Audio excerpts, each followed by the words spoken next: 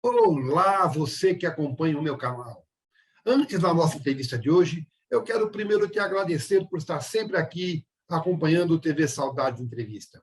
Agora, se você gostar do nosso trabalho, se você gostar da nossa entrevista, dá um like, faça um comentário, compartilhe as nossas entrevistas, faça perguntas, sim que é possível, eu vou responder. Se souber, eu respondo na hora, se não souber, eu vou buscar a resposta para te dar. E também se inscreva, porque se inscrevendo, você ajuda o canal a crescer, você ajuda a trazer melhor conteúdo para você e mais. Você recebe automaticamente a mensagem, a informação do novo conteúdo que acaba de chegar. Então, curte aí. Vamos agora à nossa próxima entrevista.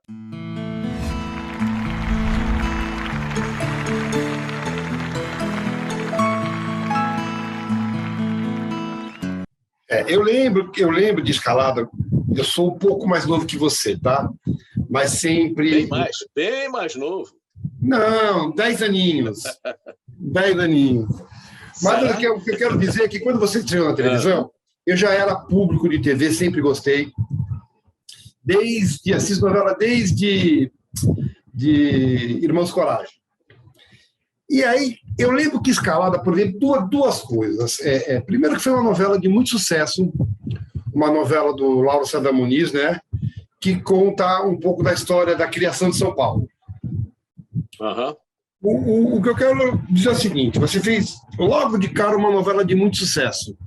E logo de cara, pelo teu porte, pela tua beleza, também chamou a atenção como promessa de galã. Primeira pergunta que eu te faço é: como foi para o jovem que me disse ser tímido, de repente ser conhecido? A televisão dá uma visibilidade impressionante, né? Com certeza. Você tem um anonimato. Como é que foi isso para você? Aconteceu isso? Primeira coisa, aconteceu isso? Olha, aconteceu porque o universo mudou, né, completamente, da água para o vinho. A partir da primeira aparição em televisão, foi até curioso, que isso eu me lembro bem, porque foi Cuca Legal, com o Cuoco, que ele fazia um piloto de avião, não sei o que e tal. Olha só, Mário, a primeira novela com Tarcísio, a segunda novela com Francisco Cuoco. Não, a primeira foi Cuca Legal. A primeira foi Cuca? Foi Bofe, Bravo, não sei o quê, Cuca Legal. Depois é que veio a Escalada. A partir de Cuca Legal. Entendeu? Cuca Legal. De toda maneira, Tarcísio Meira, Francisco Cuoco e Tarcísio Meira logo dos primeiros trabalhos maiores. E aí, o que aconteceu? Eu entrei para fazer uma pontinha que era para fazer um ciúme a ele, e justamente com quem? Com a Ioná Magalhães, outra fera. E aí eu chegava com flores, não falava nada, não tinha nem texto, e ele, que abriu a porta, recebeu, me fez engolir as flores. Isso foi muito curioso, porque a turma na praia, eu jogava muito vôlei, futebol de praia, começou a me gozar. Pô, você não vai falar nada, entra na televisão e não fala nada? Quando eu fui fazer a Escalada, eu mexi com a turma. Agora eu estou falando até demais. E a turma gostou. Quer dizer, isso tudo valeu como esse trampolim. Quer dizer, a partir dali, algumas pessoas conheciam, porque você faz televisão, a visibilidade é muito grande, embora você faça uma coisinha pequena. Então, as pessoas começaram a identificar e a falar, não sei o quê. Quando, a partir de Escrava Isaura, a coisa foi galopante. Eu admiro como jamais admirei alguma pessoa nesse mundo. É preciso uma grande nobreza de espírito para tanto desprendimento.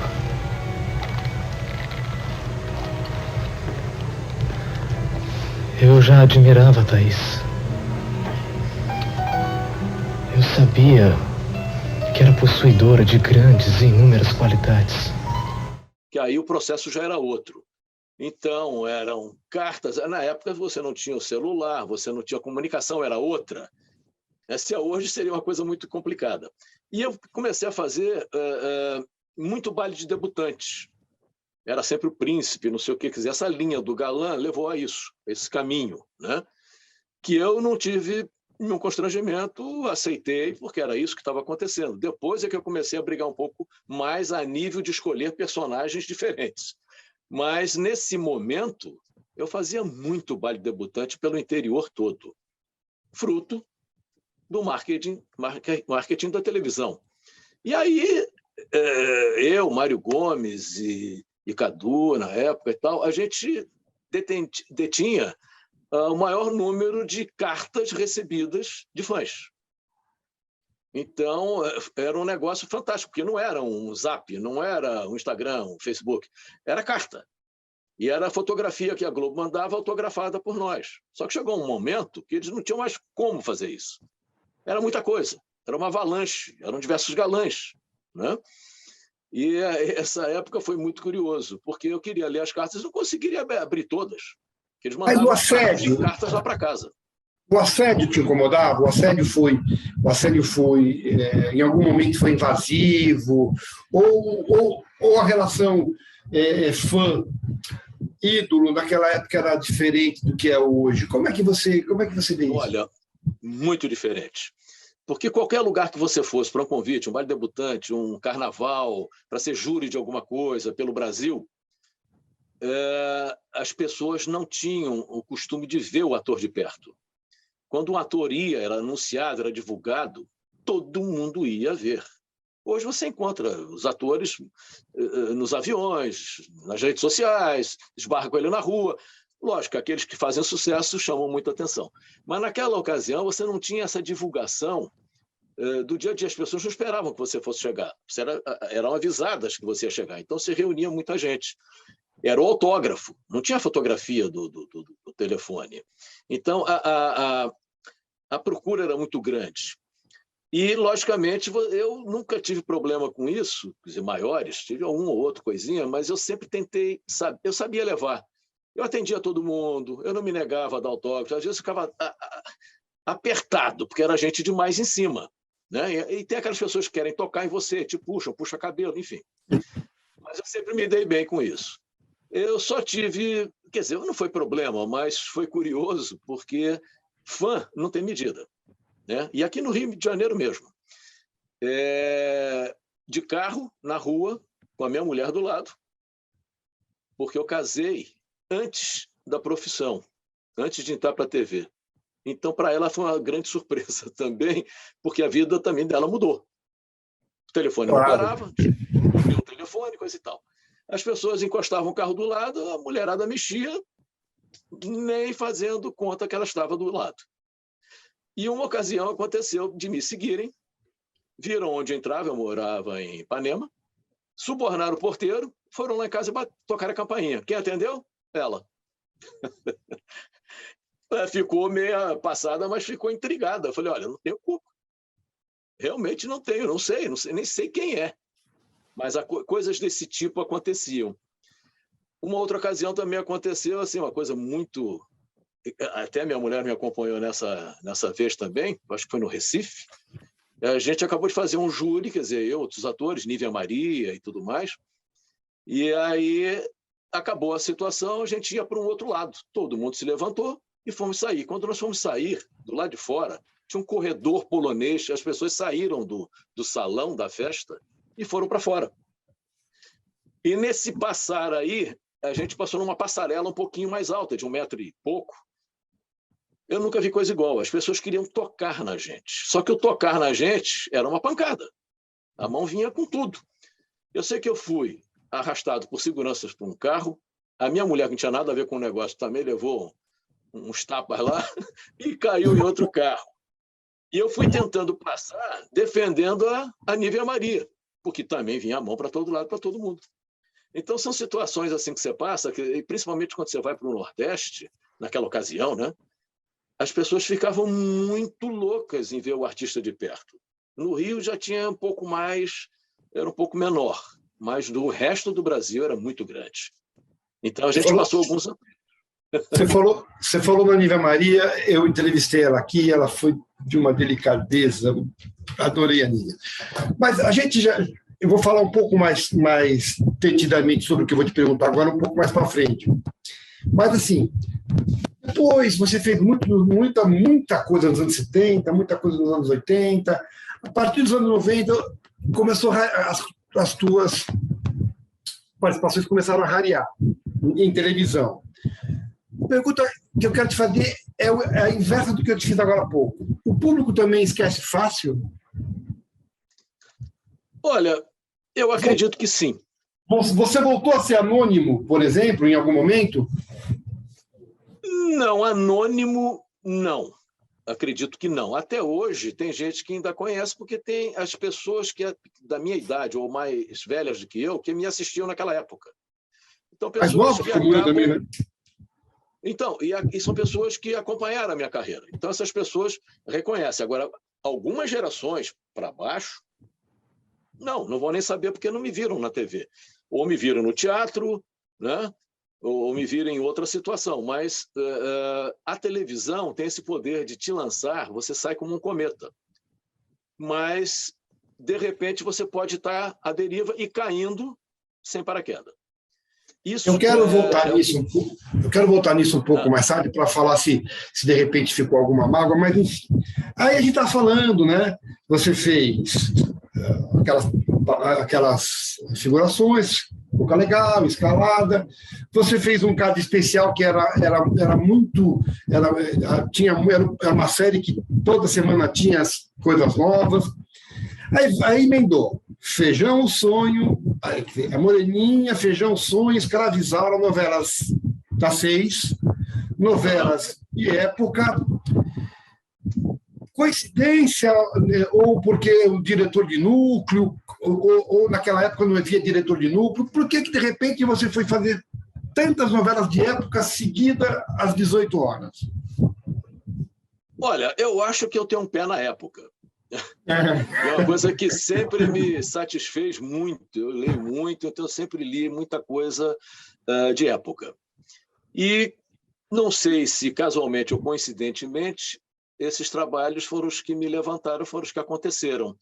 Foi justamente os de época. E aquelas novelas de época daquela época eram muito bem tratadas, muito bem cuidadas, e a maioria delas esteve na mão de Erval Rossano, inclusive com co-direção de Milton Gonçalves em Escravizaura, perfeito também, grande ator e diretor, mas eram de autores nacionais, isso fomentava a leitura também, e eu acho que acharam que eu tinha cara de época. Eu comecei a fazer muita coisa de época, e eu acho que isso me deu uma satisfação muito grande. Pode continuar. Bom, e aí, que eu saí um pouquinho. Na verdade, os diretores, as novelas de época estavam muito na mão do Erval Rossano. Eu não sei se eu falo besteira, mas alguém me passou que havia até uma discórdia na época pelo sucesso feito com Escravizaura entre os diretores globais com o Erval Rossano. Porque aquela coisa, o Escravizaura abriu o mercado internacional da Globo, né? De uma certa forma, a partir daí, isso foi comentado por outras pessoas também, de que a maioria dos atores da Escravizaura não tiveram uma sequência progressiva a partir daí. Eu ainda tive. Lucélia, né? Lucélia mesmo é um exemplo, Rubens de Falco, o Edwin também ficou um tempo sem. Mas a verdade é o seguinte, o que eu acho nisso tudo, que não depende de um diretor ou de outro. Eu trabalhei com Walter Avancini também, com época, diretores fantásticos. E esses diretores, na época que eu comecei a parar, eles faleceram, certo? Não sei se a nova geração não quis abraçar um pouco a maioria desses atores que tinham vindo de antes, como eu. Então, eu acho que a novidade também cai aí, onde cada diretor quer lançar uma pessoa nova. Então, eu deixei de ser novidade. Isso foi uma análise minha, sem rancor, sem mágoa, mas uma análise de mercado. E depois desses trabalhos todos, eu fui fazer outras emissoras. E com isso eu me distanciei da própria Globo. Quando eu tentei retornar, eu já não tinha mais o espaço. Já não era novidade, não tinha mais o espaço. tá? Não sou nada contra o papel pequeno. Fiz alguns papéis, as pontas, que chamaram aquele advogado, aquele médico, não sei o quê, de uma novela que estava indo muito bem. E fui lá, fiz uma, fiz duas, fiz três. Mas chegou uma hora que eu virei... Gente, eu estava acostumado e tenho competência para fazer uma coisa com um personagem que tem a vida própria, que tem um cenário, né? E aí eu falei, olha, agradeço o convite, mas eu prefiro esperar uma nova oportunidade. E com isso, acho que eu fui me distanciando um pouco mais, né? Mas, voltando um pouquinho mais atrás, essa coisa da época, antes disso tudo, eu fiz muito Sítio do Pica-Pau, com príncipes. Sim, e esses príncipes também estavam aquela coisa do galã, de não sei o quê e tal. Foram coisas maravilhosas, histórias lindas também. E aí, quando me convidaram para fazer A Bela e a Fera, a pessoa até que veio falar comigo falou assim, isso é muito curioso. Eu não sei se você vai ficar chateado, Mário, mas a fera é feia. E você tem que usar uma maquiagem. Mas é isso que eu quero. No final das contas, é um príncipe encantado. Né, Mário? Mas, hein? A desconstrução, né? Para o ator, quanto mais desconstruir, melhor, né? E eu estava buscando desconstruir. Esta foi uma desconstrução. Então, era o Eric Zepek, na época, que era o chefe da maquiagem, um cara muito competente, fez uma máscara fantástica, as mãos, as unhas.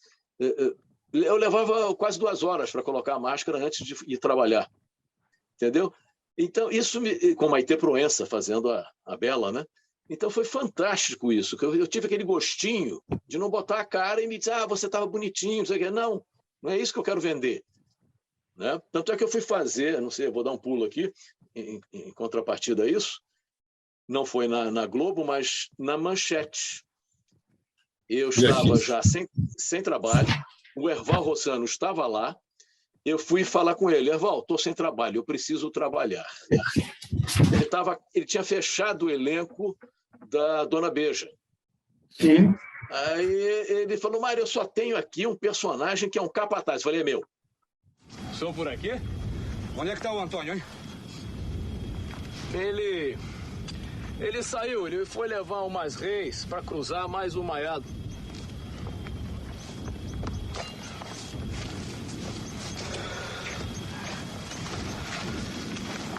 Você está falando mesmo a verdade, Carivaldo?